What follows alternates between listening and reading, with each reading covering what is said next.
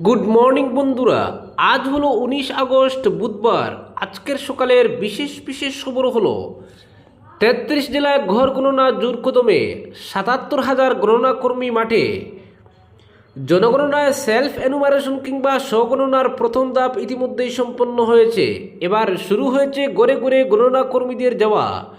রাজ্যের 33 জেলায় চলছে গড়ে গড়ে গিয়ে ঘর সম্পর্কিত তথ্য সংগ্রহের কাজ। এর জন্য 77,000 প্রশিক্ষণপ্রাপ্ত গণনা কর্মী মাঠে নামছেন। জনগণনায় প্রথম পর্যায়ে ঘরের তালিকা এবং গড় গণনার কাজ চলছে। ঘর গণনার সঙ্গেই বসবাসকারীরা কী ধরনের সুযোগ সুবিধা পাচ্ছেন তাও তালিকাভুক্ত করা হবে। আগামী 15 সেপ্টেম্বর অবধি এই প্রক্রিয়া চলবে। সেলফ এনুমারেশন কিংবা স্বগণনায় রাজ্যের মোট 11,64,586টি পরিবার নিজেদের তথ্য দাখিল করেছে অনলাইনে। গত 2 আগস্ট থেকে ওই প্রক্রিয়া শুরু হয় অনলাইনে। ডিরেক্টরেট অফ সেন্সাস অপারেশনের তথ্য অনুযায়ী সেলফ এনুমারেশন প্রক্রিয়ায় 11,64,586টি পরিবার নিজেদের তথ্য জমা দিয়েছেন। জেলাভিত্তিক হিসাবে কাছাড়, শ্রীভূমি এবং কোকরাঝাড় জেলা সেলফ এনুমারেশনের শীর্ষ প্রদর্শনকারী 3 জেলা হিসেবে উঠে এসেছে। কিন্তু সরকারি হিসেবে রাজ্যে মোট পরিবারের সংখ্যা যেখানে 68 লক্ষ, সেখানে মাত্র 11.64 লক্ষ পরিবার স্বগণনায় যোগ দিয়েছে। চলতি ঘর গণনায় রাজ্যে গড়ের সংখ্যা কোটি পেরিয়ে যাওয়ার সম্ভাবনাও রয়েছে। সেখানে এত কম সংখ্যক পরিবার অনলাইন প্রক্রিয়ায় যোগ দেওয়া নিয়ে কিছুটা অস্বস্তির কারণও রয়েছে। তবে সেন্সাস কর্তাদের ধারণা, একে প্রথমবার অনলাইনে ওই প্রক্রিয়া শুরু হয়েছে, তার উপর গণনা কর্মীরা ঘরে ঘরে যাবেন বলে আগে থেকে প্রত্যেকের জানা থাকায় অনলাইনে স্বগণনা প্রক্রিয়ায় যোগ দিতে চাননি অনেকে। গড়ে গড়ে গণনা শুরু হওয়া নিয়ে সেন্সাস অপারেশনের ডিরেক্টর বিশ্বজিৎ পেগু জানান, 17 আগস্ট থেকে শুরু হওয়া গৃহপঞ্জি ও গৃহগণনা পর্ব চলবে আগামী 15 সেপ্টেম্বর পর্যন্ত। এই সময়ে প্রশিক্ষণপ্রাপ্ত গণনাকারীরা রাজ্যের প্রতিটি ঘরে যাবেন। যেসব পরিবার ইতিমধ্যে নিজে থেকে তথ্য দাখিল করেছেন অনলাইনে, যাচাইয়ের সুবিধার জন্য গণনাকারীরা ঘরে ঘরে সেলফ এনুমারেশন আইডি দেখাতে হবে তাদের। আর যেসব পরিবার নিজেদের তথ্য জমা দেয়নি, তাদের তথ্য গণনাকারীরা বাড়ি বাড়ি গিয়ে সরেজমিনে সংগ্রহ করবেন। তিনি বলেন, জনগণনার মূল নীতি হচ্ছে কেউ বাদ পড়বে না, কারো পুনরাবৃত্তি হবে। ওই নীতি কঠোরভাবে বজায় রাখা হবে। সংগৃহীত সব তথ্যের সম্পূর্ণ গোপনীয়তা বজায় রাখা হবে। জনগণনার তথ্য সম্পূর্ণ নিরাপদ এবং 1948 সালের সেন্সাস অ্যাক্ট অনুযায়ী এই তথ্য আদালতের কোনো মামলায় প্রমাণ হিসেবে ব্যবহার করা যাবে না। জনগণনায় বিশাল কর্মযজ্ঞ সম্পন্ন করতে প্রায় 77,000 প্রশিক্ষণপ্রাপ্ত গণনাকারী মাঠে নামছেন। সেন্সাস ডিরেক্টরেট জানিয়েছেন, গণনাকারী বাড়ি বাড়ি গিয়ে গৃহপঞ্জির তথ্য সংগ্রহ করবেন, স্বতথ্য প্রদানের আইডি যাচাই করবেন, প্রয়োজনে দাখিল করা তথ্যে পরিবর্তন বা সংশোধন করবেন এবং যারা তথ্য দাখিল করেননি তাদের নতুন তথ্য নথিভুক্ত করবেন।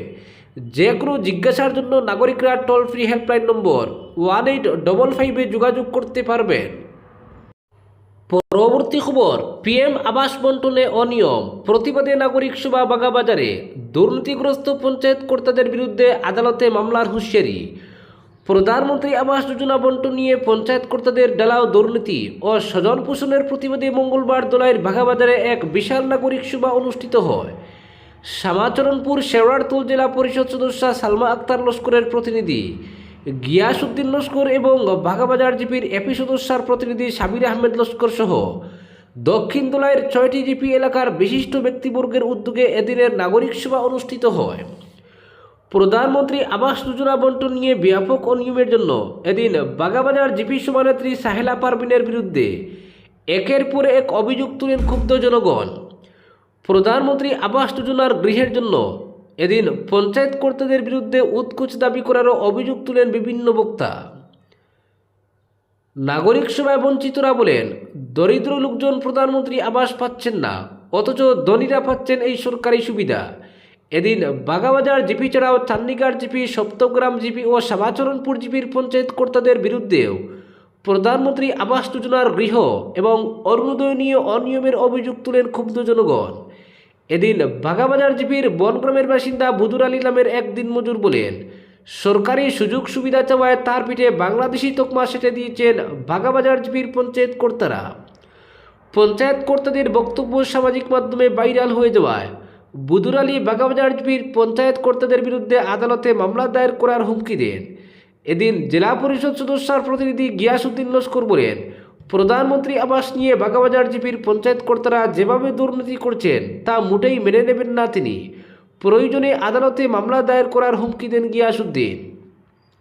এপি সদস্যর প্রতিনিধি সাবির আহমেদ লস্কর বলেন, জিপির দরিদ্র জনগণকে নানা অজুহাত দেখিয়ে সরকারি সুযোগ সুবিধা থেকে বঞ্চিত করছেন পঞ্চায়েত কর্তারা। অন্যদিকে পকেট ভারী করতে ধনী ব্যক্তিদের নামে প্রধানমন্ত্রী আবাসের গৃহ বরাদ্দ করছেন পঞ্চায়েত কর্তারা। তরমুজ আলী বলেন, ভাগাবাজার জিপি সভানেত্রী সাহেলা পারভিন জিপি এলাকার দরিদ্রদের সঙ্গে নানাভাবে দুর্ব্যবহার করে চলেছেন। জনগণের প্রবল আন্দোলনে দিশেহারা হয়ে নিজের পিঠ বাঁচাতে জাতিগত কাঠ খেলতে শুরু করেছেন সাহেলা পারভিন বলে এদিন অভিযোগ তুলেন তরমুজ আলী। এদিন অন্যদের মধ্যে বক্তব্য রাখেন অরবিন্দু দাস, রিন্টু দাস, আবুল ফয়েজ চৌধুরী, বুট্টু আহমেদ ও আজমল হোসেন তালুকদার। পরবর্তী খবর, নিউ হারাঙ্গাজাওয়ে রেললাইন মেরামতির কাজ অব্যাহত। প্রকৃতির সঙ্গে তীব্র লড়াই করেই এগিয়ে চলেছে নিউ হারাঙ্গাজাও স্টেশন সংলগ্ন ক্ষতিগ্রস্ত রেললাইন মেরামতির কাজ। অবিরাম বৃষ্টি এবং নদীর জলস্তরের উঠানামার মতো নানা বাধা সত্ত্বেও উত্তর পূর্ব সীমান্ত রেলের আধিকারিক, ইঞ্জিনিয়ার এবং 3 শতাধিক শ্রমিক দিনরাত এক করে মেরামতির কাজে নিয়োজিত রয়েছেন। নিউ হারাঙ্গাজাও স্টেশনের কাছে ক্ষতিগ্রস্ত 118 1 থেকে 3 কিলোমিটার অংশের পুনর্নির্মাণ ও সুরক্ষার কাজ বর্তমানে জোর কদমে চলছে। মঙ্গলবার সরেজমিনে গিয়ে দেখা গেছে কাজ যত এগোচ্ছে ততই প্রকৃতির প্রতিকূলতা বড় চ্যালেঞ্জ হয়ে দাঁড়াচ্ছে।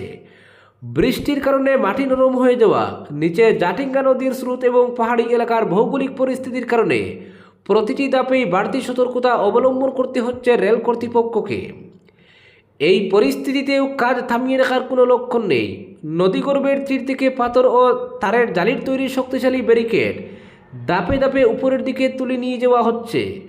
উদ্দেশ্য ক্ষতিগ্রস্ত অংশকে দ্রুত স্থিতিশীল করে রেলপথের নিরাপত্তা নিশ্চিত করা। পরিকল্পিতভাবে একের পর এক ধাপে কাজ এগিয়ে নিয়ে যাচ্ছেন রেলের ইঞ্জিনিয়ার ও কর্মীরা। মেরামতির পুরো প্রক্রিয়াটি সরেজমিনে তদারকি করছেন এনএফ রেলের হাফলং কার্যালয়ের আধিকারিকরা। দিনের আলোয় যেমন কাজ চলছে তেমনি প্রয়োজন অনুযায়ী রাতেও পরিস্থিতি পর্যবেক্ষণ করা হচ্ছে। প্রবল বৃষ্টির মধ্যেও আধিকারিক ও ইঞ্জিনিয়ারদের ঘটনাস্থলে উপস্থিত থেকে শ্রমিকদের সঙ্গে সমন্বয় করে কাজ পরিচালনা করতে দেখা যাচ্ছে। 3 শতাধিক শ্রমিক এই বিশাল মেরামতি অভিযানে সরাসরি যুক্ত রয়েছেন। কঠিন ভূপ্রকৃতি, বৃষ্টি ভেজা পরিবেশ এবং নদীর কাছাকাছি ঝুঁকিপূর্ণ এলাকায় কাজ করতে গিয়ে তাদের নানা সমস্যার মুখোমুখি হতে হচ্ছে। তারপরও নিরাপত্তার বিষয়টিকে সর্বোচ্চ গুরুত্ব দিয়ে ধাপে ধাপে এগিয়ে চলছে কাজ। মেরামতির অগ্রগতি নিয়ে প্রতিদিনই খোঁজখবর নিচ্ছেন এনএফএলের শীর্ষ আধিকারিকরা। জেনারেল ম্যানেজার চেতন কুমার শ্রীবাস্তব, অতিরিক্ত জেনারেল ম্যানেজার মিনুল কুমার সিং এবং ডিআরএম সমীর লোহানি নিয়মিতভাবে কাজের অগ্রগতির বিস্তারিত খতিয়ান নিচ্ছেন। মাঠ পর্যায়ের আধিকারিকদের সঙ্গে যোগাযোগ রেখে প্রয়োজনীয় নির্দেশনাও দেওয়া হচ্ছে বলে জানা গেছে। রেল কর্তৃপক্ষের সামনে এখন প্রধান লক্ষ্য হল ক্ষতিগ্রস্ত অংশকে দ্রুত এবং স্থায়ীভাবে সুরক্ষিত করা। শুধু রেল চলাচল পুনরুদ্ধার নয়, ভবিষ্যতে একই ধরনের প্রাকৃতিক বিপর্যয় যাতে রেলপথের উপর বড় ধরনের প্রভাব ফেলতে না পারে সেই বিষয়টিও মাথায় রেখে সুরক্ষা ব্যবস্থা গড়ে তোলা হচ্ছে। আজকের বিশেষ সংবাদ এখানেই সমাপ্ত।